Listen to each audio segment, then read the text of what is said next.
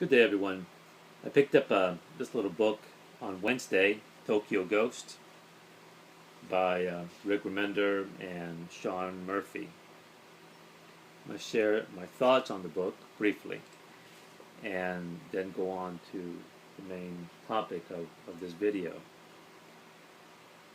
I'm going to go through the pages, so if you have not read the book, maybe you may not want to watch this part of the video. But it's a science fiction story in a narcissistic society where self-gratification and self-indulgence are the priorities of the people. There's car crashes, which are being taped for people to see. You have the hero of the story, which two hero and the heroine. This girl here, her name is Debbie, and that's her boyfriend, who, even as they are pursuing, I guess, the bad guys in the story, and that's questionable who the bad people here are, he is constantly watching videos. He's hooked basically to the internet. It's an ultra-violent comic, and the villain of the story is this man here, a man named Davey, who seems to control the city. As acts of violence occur, the people don't seem to mind it too much. They seem to be desensitized to it, and if anything, they seem to enjoy it. It's an interesting world, and the artwork is wonderful. I found this annoying a little bit, the scooter skateboard villain. I think I've seen this before in other places, and this is overdone. But nevertheless, the artwork is nice.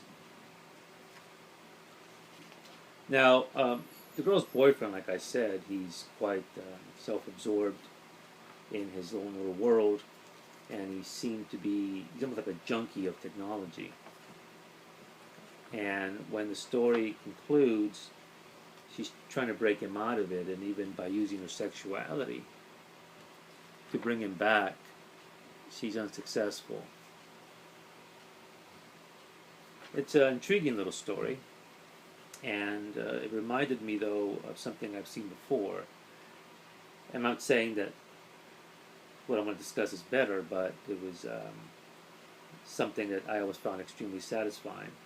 But nevertheless, the book is RanXerox,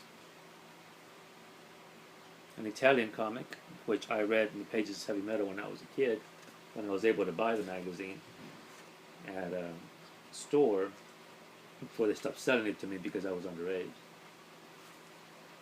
The people that are Tonino Liberatore and Stefano Tamburini. The entire, I guess, oeuvre of RanXerox is under 200 pages.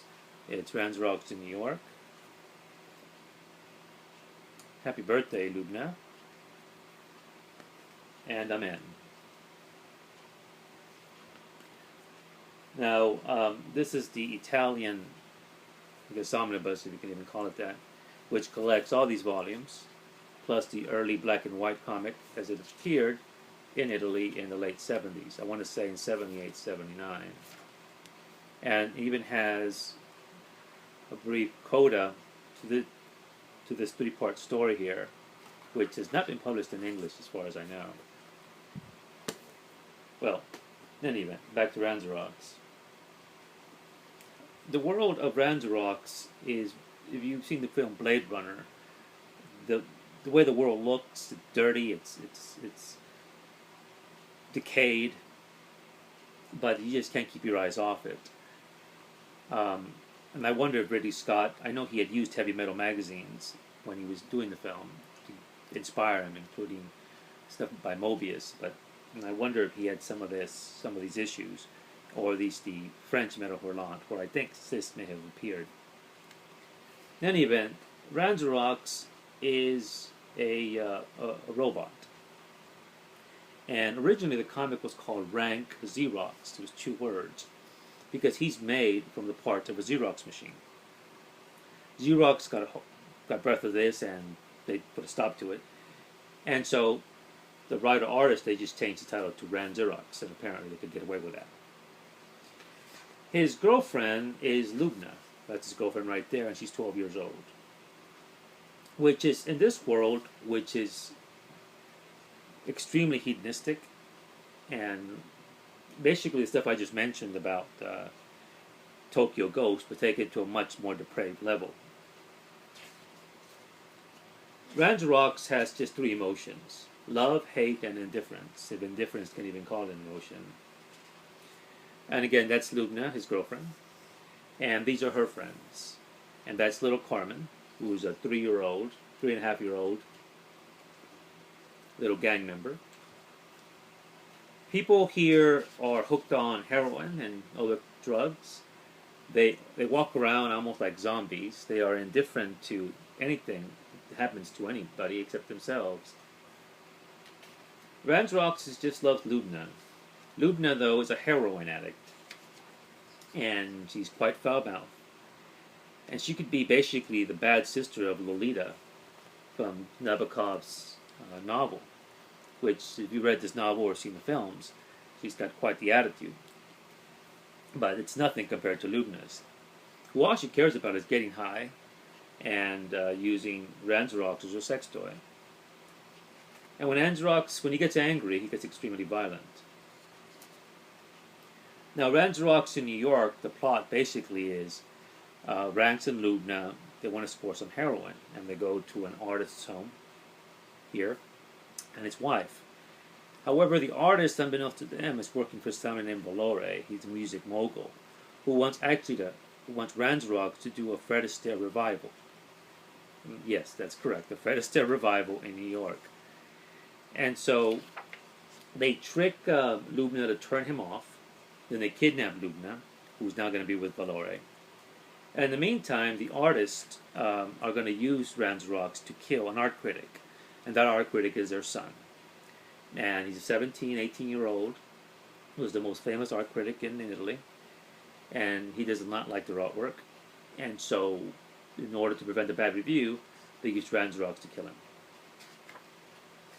And again, the story is extremely violent. The artwork I just find fascinating. Richard Corbin, who did the introduction to this book, I think said that he would use felt tip markers in the artwork. So basically the story is him trying to find Lubna. In the meantime, he meets Lubna's girlfriend, and they engage in sex.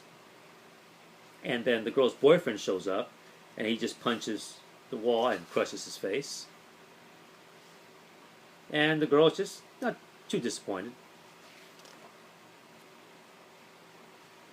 And to give you an idea more of RanXerox's rage, he takes a train at one point, as you can see, and the guys just tell him, shut up, and they curse at him, which is a bad mistake.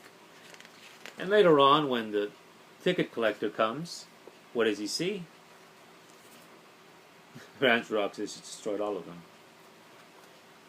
So this is, again, part 1, RanXerox in New York.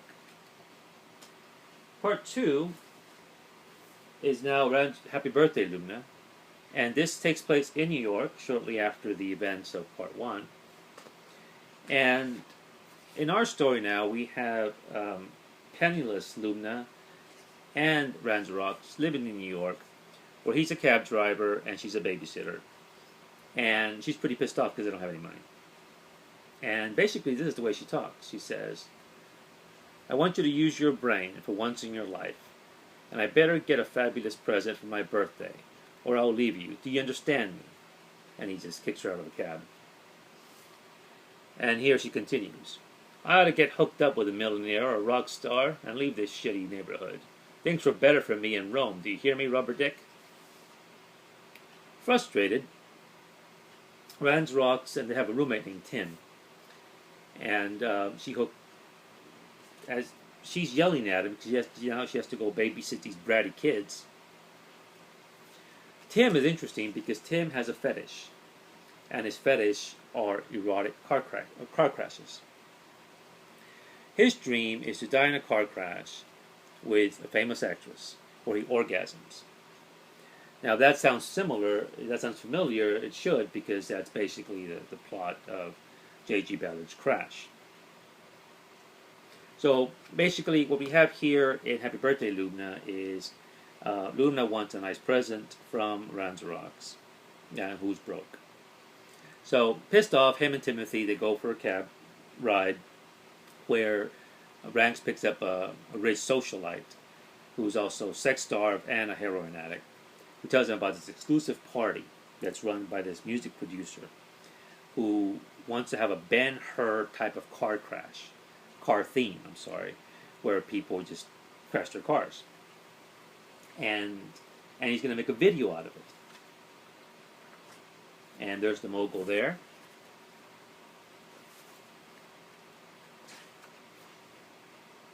And then you have the car chase.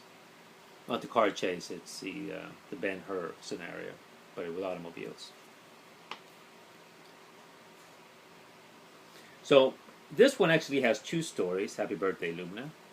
The second one is basically about Lubna and her friends trying to score heroin. And this time they take little Carmen with them. They head to a guy named Romeo's pad. That's Romeo there. And he has all kinds of good stuff for them. But Romeo, though, has a brother. And the brother, though, is a mutant. His name is Giorgio. He's got two heads. Who loves Elvis. And little curious Carmen interrupts his music appreciation. So he gets really pissed off, and he goes on a killing spree. Gets the chainsaw and begins to just go pursue all of them, including his own brother. He chases the girls down to the subway. And just when things look bad for the girls, little Carmen gets her gang. A bunch of other 3-year-old kids with blades, foul mouth, and pistols that have acid in them. And they make mincemeat out of the little mutant. So this is, again, Happy Birthday, Lubna. And finally we get ranks 3, which is called Amen. This, I think, it's in English, it's the concluding chapter of this 3-part saga. And in our story here, now, Ranks is... well, in this story, we learn about Lubna and her father. Lubna's father is in the biochemical business. He makes viruses, and then he makes antidotes for those viruses. And in our story, we have a world epidemic, and he has the antidote. But regarding Lubna, she's broken up with Ranks, who's not taking it lightly. She's hooked up with a guy that's working actually for her dad, and she does not know this, because her dad needs RanXerox, because he wants to use RanXerox as a container to carry the antidote to the United States, where the president is infected with this terrible disease. In the process, Ranks gets badly hurt when he goes after Lubna. Actually, he tears his heart out, basically, because he's so pissed off at her, and gives her his heart, which is a bunch of machines, it's just like a battery of some kind. And then he short circuits, and he goes up in flames. The father, though, rebuilds him, but without the sex drive, as you can see. He intentionally, I don't want him to like any girls. But unfortunately, that turns him into a priest. So RanXerox is now in a priest robe, searching for Lubna. And I won't reveal too much more of the story. But nevertheless, these are wonderful little stories. And the heroes here are not sympathetic in any way. I mean, although sometimes you have some sympathy for Ranks, but the comic makes no excuses for anything. People are just at their most primitive in these stories. And again, they were published in the early 80s. And I guess the me generation, I guess, was from the 60s, I think. And then their kids would be, I guess, the Generation X kids, and then the kids of the Generation X are I forget what they are, but there's certainly more narcissism, certainly with my generation, than the previous one, and now it's substantially worse. But these comics certainly, which are quite satirical in their story, but they're very critical of the environment. I mean, at one point, in one of these stories, there's a flower girl at some restaurant, and Ranx is pretty pissed off at Lubna, and the little flower girl offers a flower to Ranx, and he crushes her hand. And now in the background, you see people, and they're happy about that because the flower girl is just annoying the heck out of them. And so as long as no one interferes with you, it's fine. Otherwise, you're indifferent to what happens to the rest of the world. In a way, it's very prolific little comics. Not prolific, but very, that's not the correct word, ahead of their time. So, if you liked Remender's book, maybe check this out. It's not for everybody, though. And, of course, you guys are familiar with Lolita by Nabokov, a cruelly funny book. And regarding Mr. Ballard, I mentioned Crash, which is here. Here, the protagonist, his dream is to die in a car crash with Elizabeth Taylor and have an orgasm, published in the early 70s. High Rise, which was, like, basically it's Lord of the Flies, except in an apartment building, where people one day decide not to leave, and we have basically a Lord of the Flies scenario. Supercons, you have a society in cons which is quite civilized, and there's no violence, and there's no crime, I'm sorry, and people are happy, apparently.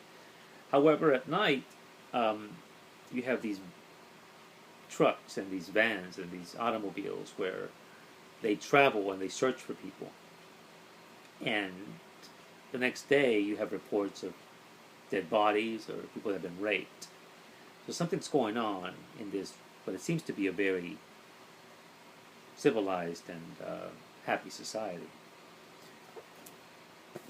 And finally is J.G. Ballard's not as well known but quite controversial book, The Atrocity Exhibition,